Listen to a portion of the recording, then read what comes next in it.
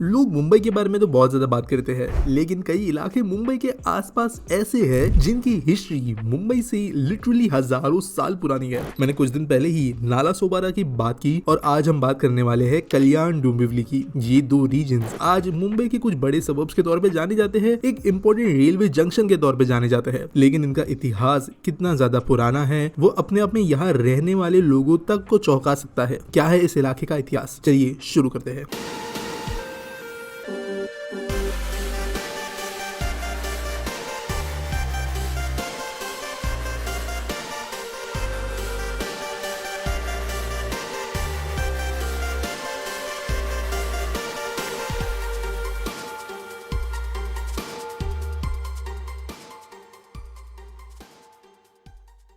दोस्तों, अगर आप मुंबई के मैप को थोड़ा जूम आउट करें तो आपको नजर आएगा यहाँ पे नेविगेबल रिवर्स की कमी नहीं है, स्पेशली कुछ किलोमीटर अंदर जाने के लिए। नेविगेबल का मतलब ये है कि जो बड़े समुद्री शिप्स हो सकते हैं वो इन नदियों के अंदर भी जा सकते हैं कई किलोमीटर्स तक। जनरली नदियां ज्यादा गहरी नहीं होती, ज्यादा चौड़ी नहीं होती, जिसके कारण समुद्र के किनारे वाले पोर्ट्स पर ही सामान को उतारना पड़ता है। लेकिन कल्याण उन रीजन्स में से एक था जहाँ पर खाड़ी कहे या नदी कहे ये इतनी चौड़ी और गहरी थी कि ये समुद्री शिप्स सीधे अंदर तक आ सकते थे। इसके वजह से ज्यादा बेहतर पोर्ट बनाने का ऑप्शन यहाँ पे था और इसी की वजह से मौर्यन कालखंड के दौरान जो तकरीबन 300 BC के पहले से पीरियड में है, वहाँ पे कल्याण का मेंशन किया गया है as an important trading route within India and the world. Kalyan में से सामान निकालकर सदर्न इंडिया के वेस्टर्न कोस्ट पे जाता था और दुनिया की कुछ दूसरी जगहों पे भी, और इम्पोर्टेंट ट्रेडिंग सेंटर ये बनता गया। जब मौर्यन काल के बाद में राजा अशोक का समय आता है, उस समय पर पूरे एशिया में बुद्धिस्ट कल्चर को प्रोपोगेट करने का मिशन चलाया जा रहा था। मैंने नालासोपारा हिस्ट्री के अंदर भी इसके बारे में बात की थी,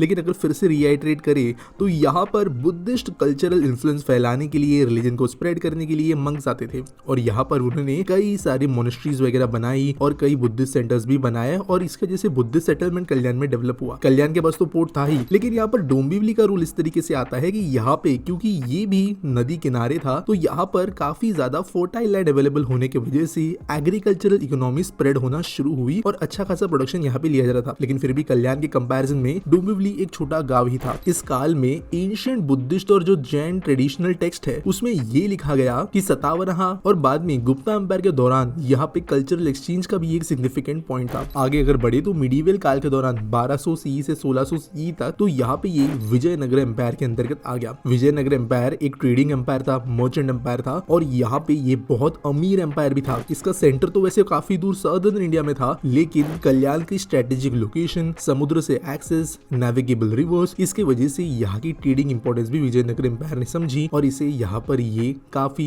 ज्यादा बड़े ट्रेडिंग सेंटर के तौर पे रखने लगे। 16वीं शताब्दी में अहमदनगर सल्तनत इन्होंने कल्याण को अपने अंतर्गत ले लिया और इसके वजह से यहाँ पे कल्याण का जो इन्फ्लुएंस था किंगडम्स का वो चेंज होता है। अगला मेजर टर्न ऑफ इवेंट्स आता है मराठा राज्य के दौरान। छत्रपति शिवाजी महाराज ने कल्याण में बहुत सारे विजिट्स किए। कल्याण में से जो नदियां मेन समुद्र में घुसती है थाने क्रीक वाली, वहां से डिवाइड भी होना शुरू होती है। उल्लास नदी, रायते नदी, कालू नदी, ये सब कल्याण से आगे और डिवाइड होती है, जिसके बाद में वो नेविगेबल नहीं बचती। तो एक आप मान सकते हो ये एक बॉटल नेक था जहाँ पे बहुत सारे शिप्स वगैरह आ सकते थे लेकिन आगे नहीं बढ़ सकते थे और इसके लिए ये स्ट्रेटेजिकली बहुत ज्यादा इंपॉर्टेंट जगह थी और इसी के कारण एस्टेब्लिश किया गया मराठा एम्पायर के दौरान कल्याण फोर्ट, जो आज दुर्गड़ी फोर्ट के नाम से भी जाना जाता है और आज कल्याण का एक बहुत ज्यादा महत्वपूर्ण इलाका भी है। आप लोग को पता होगा कि छत्रपति शिवाजी महाराज जो थे उनको फादर ऑफ इंडियन नेवी भी कहा जाता है। हमारी नेवी अगर समुद्र में ही खड़ी रहे हमेशा तो काइंड ऑफ वो वल्नरेबल होती है बाहरी खतरों से, साथ साथ खुले में भी होती है और जहाँ पे फॉरेन के लोग आकर जो है क्लियरली मैप आउट कर सकते हैं कौन सी जगह कहाँ पे है। लेकिन अगर आप बोट को थोड़ा अंदर लेके आ सकते हो और वहां पे प्लेस कर सकते हो जहाँ पे इजीली बिना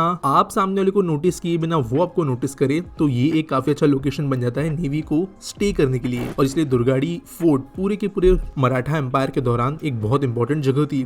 इसके साथ साथ कल्याण से अगर थोड़ा आगे जाए बदलापुर तक तो वहां पे टेरेन काफी डिफिकल्ट होना शुरू हो जाता। पहाड़ी सह्याद्री माउंटेन्स की रेंज शुरू होती। घोड़बंदर थाने में घोड़ों का व्यापार होता था और घोड़े जो है काम के सबसे अलग अलग होते थे। प्लेन सरफेस पे दौड़ने के लिए अलग घोड़ों का इस्तेमाल किया जाता था, जबकि पहाड़ी जगहों पे आपको ले जाने के लिए अलग घोड़े होते थे। कल्याण, बदलापुर, इन रीजन से ही घोड़ों को बदला जाता था लोगों के द्वारा। छत्रपति शिवाजी महाराज भी यहीं पर घोड़े चेंज करते थे और नाम बदलापुर भी वहीं से पड़ता है और यहाँ पे कल्याण का इन्फ्लुएंस था। और इसके बाद में फिर एक अगला मेजर शिफ्ट आता है 1600s के दौरान, जब अंग्रेज आ जाते हैं। मुंबई की हिस्ट्री तो पता होगी, अंग्रेज के पहले पोर्चुगीज आए, आइलैंड्स कंबाइन होना शुरू हुए, लेकिन मेजर एक जो अपग्रेड आया था वो था 1850s के दौरान। दोस्तों 16 अप्रैल 1853 को देश की जब पहली रेलवे ट्रेन शुरू हुई तो वो बोरी बंदर से थाने के लिए शुरू हुई। थाने के आगे रेलवे लाइन को बनने का प्लान पहले से था, लेकिन यहाँ पर मेजर इशू था थाने क्रीक का, और क्रीक के ब्रिज को बनने के लिए थोड़ा और समय लगने वाला था। इसके लिए ट्रेन थाने तक ही चली, लेकिन जो पहला एक्चुअल पूरा डिजाइन था स्ट्रेच का वो था कल्याण तक। अगर ब्रिज टाइम पे बन जाता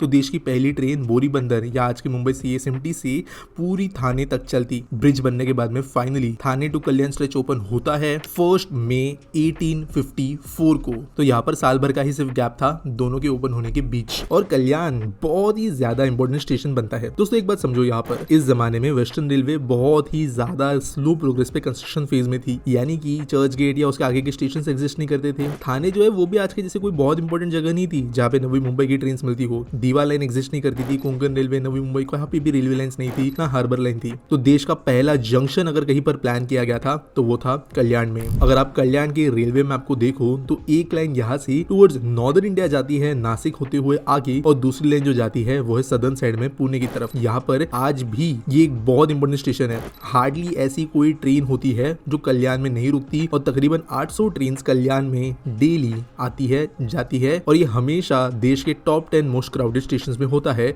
और अंग्रेजों ने इसकी शुरुआत की थी। लेकिन ये रेलवे नेटवर्क ने एक बहुत इंपॉर्टेंट भूमिका ये निभाई कि यहाँ पर इसने इंडस्ट्रियलाइजेशन लाया। दोस्तों देखो, कल्याण तो पोर्ट सिटी थी, तो यहाँ पे डेवलपमेंट वगैरह हो रहा था, तो रेलवे लाइन बनने के वजह से यहाँ पर धीरे धीरे इंडस्ट्रीज का आना शुरू होता है। और ज्यादा जमीन कल्याण से अवेलेबल इस समय पर थी डोंबिवली में, और डोंबिवली में केमिकल टेक्सटाइल जैसी चीजें जो है एस्टेब्लिश होना शुरू होती है। दोनों शहर इसके बाद में ग्रो होते हैं। कल्याण ने आजादी के दौरान भी काफी भूमिका निभाई। 1857 का जो पहला रेबिलियन था उसमें कल्याण में भी प्रोटेस्ट हुए थे, ब्रिटिशर्स ने यहाँ पे भी एक्शन लिया था, और कई एरियाज के अंदर फ्रीडम फाइट्स शुरू हुई थी। आजादी के बाद में जैसे मैंने कहा था कि यहाँ पे इंडस्ट्रीज धीरे धीरे ग्रो हो रही थी, लेकिन 1970s में MIDC की स्थापना और साथ साथ यहाँ पे अवेलेबल कनेक्टिविटी ने यहाँ पे इस चीज को एक्सपोनेंशियली बढ़ाना शुरुआत कर दिया, और इसकी वजह से टेक्सटाइल, केमिकल, इंजीनियरिंग ये डोंबिवली शहर को बेनिफिट करता है, और साथ ही साथ कल्याण को भी इसकी वजह से बेनिफिट होता है। 60-70s में इसी इंडस्ट्रियलाइजेशन की वजह से कई सारे हाउसिंग सोसाइटीज भी बनना शुरू होती है, और ये शहर धीरे धीरे इतने बड़े बन जाते हैं कि 1997 में कल्याण एंड डोंबिवली सिटीज को मर्ज करना पड़ता है to form Kalyan Dombivli municipal corporation, और ये एक ग्रोइंग एरिया बन जाता है। 2000s में यहाँ पे कमर्शियल इंडस्ट्रियल नीड्स बढ़ते बढ़ते ये